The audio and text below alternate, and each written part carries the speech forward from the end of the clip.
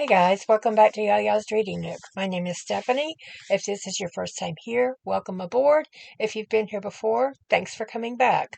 My background today is my unmade bed. It's got cats on the sheets. What can I say? I like cats. So, I'm going to talk about the 3 books I read last month in November. It wasn't a good month for reading because there was a lot of doctor's appointments and testing and work was outrageous, but it's over with, and maybe this month will be better. I've got one that was a 3, one that was a 4.5, and one that was a 12 star. If it could have been a 12 star. So, let's say a 5. So, the first book I read, had been reading on it for a while, but I finished it, and it's All the Other Mothers Hate Me by Sarah Harmon. It was about a mom named Florence and her little boy named Dylan. And Dylan has the bane of his existence, his nemesis, and the kid's name is Alfie. And one day on a field trip, Alfie goes missing. I'm going to turn this way. Does that work better? Oh no, I can't tell. And people are just up in arms, like, where's Alfie? What happened to Alfie? And she knows that Alfie bullies him, and she knows that he would really like to kick Alfie's teeth in. So she starts asking Dylan questions, when did you see Alfie last? And all this stuff. And he's like, He's a 10-year-old boy. He don't know. He don't care. That part of his day is done with. Leave him alone. Let him go play. So that weekend, she lets Alfie go to his dad's like he always does. And she decides to clean house, which is probably a rarity for her because she used to be in a girl band and she still kind of thinks she's in that girl band mentality. So she's cleaning under Dylan's bed and finds Alfie's backpack. Dum, da, dum, dum. So she starts to worry. Maybe Dylan did do something to Alfie. So she gets one of her mom friends to help her look for him, not telling them why she wants to find Alfie so bad, but just pretending that she feels so bad for Alfie and for Alfie's parents. So it had a little twist at the end, which was an okay twist, but it took about 50 pages too long for me. I think there was a lot of rehashing stuff, retelling it in different ways that I know you went to, sit in front of Alfie's house to watch his parents come and go. I know you did this. I know you did that. You don't got to tell us it every time. But anyway, it was a pretty good book all in all, even though I tabbed it some, even though it took me a while to read. But I gave it a 3 or maybe 3.25. I don't remember. But I probably won't read it again, so I may just send it on its merry way to McKay's. The second one I listened to, and I thought it was a rather cute rom-com-y, I don't know who I am to lovers kind of thing. And the back of it says, it's the middle of the night in the middle of Paris, and a woman just woke up with no memory. These 3 things she knows. She has a splitting headache. The hottest guy she has probably ever seen is standing over her, telling her to run, and oh yeah, people keep trying to kill her. The Blonde Identity by Allie Carter.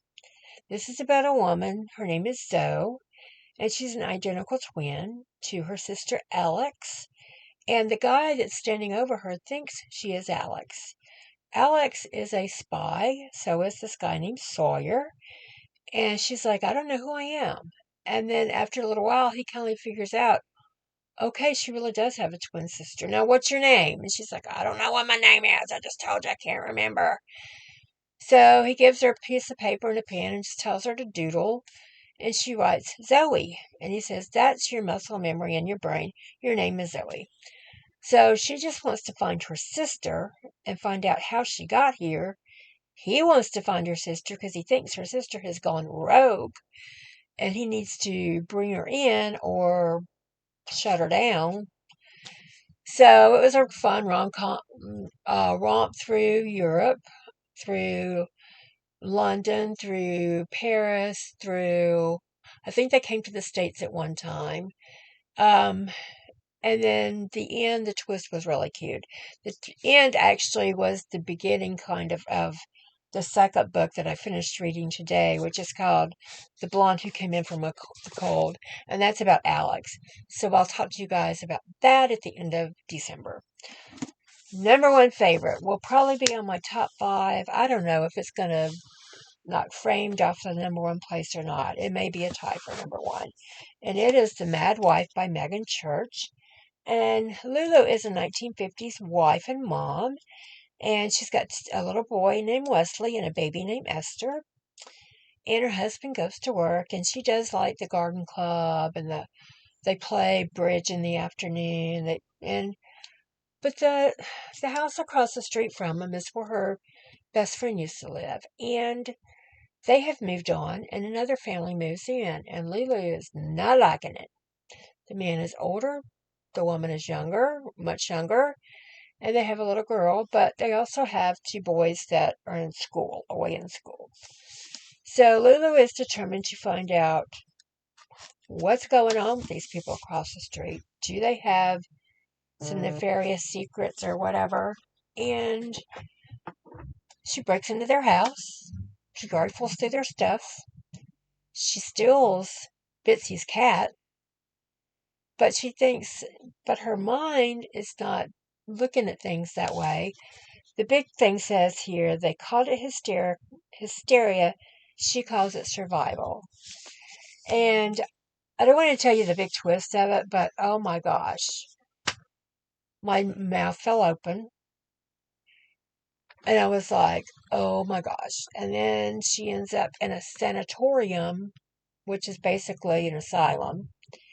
And her only fear is, please don't give me a lobotomy. Please don't lobotomize me. But that was part of the twist. That's the second part. You've got your twist, and then you've got the second half to Lulu. Poor Lulu. But in the end, everything maybe works out. Maybe. I don't know. But it was a really good book. It just made me really thankful that I did not live in those times as a wife, because I have a feeling I would have been put in one of those places. Because men could just say, oh, she's acting crazy. She's got to go. They could get mad because she didn't cook supper right, or clothes weren't folded right, or whatever. But this was such a good book. Megan Church can take you into a story and into their life and their mind, and you see all the things that she sees. You feel it, you hear it, you smell it, you taste it. And by the way, Lulu is the queen of Jell-O salads. Yes, Jell-O salads. I've never had the pleasure of eating one, and nor do I want to. But she's the queen. Everyone thinks Lulu's the best until she's not. So I'm going to leave you with that. So maybe you'll pick this book up. I got this as a recommendation kind of from Carlie over at She's Becoming Bookish. I will attempt once again to leave Carlie's info below. I'm still learning all that stuff, you guys, so it is what it is. I'm not computer savvy, and my IT child does not live near me. So, with that being said, have you read any of those books? If not, what books did you read in November? What books are you looking forward to in December? I'm reading one right now about Michael J. Fox that he wrote with a co-writer.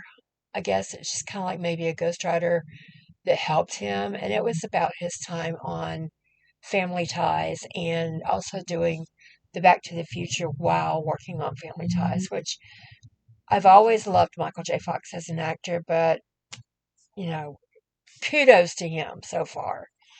And what else? I just got through listening to the second book, the book after The Blonde Identity, and now I've got to find another book to listen to as I drive back and forth to work. Check out Carlie over at She's Becoming Bookish.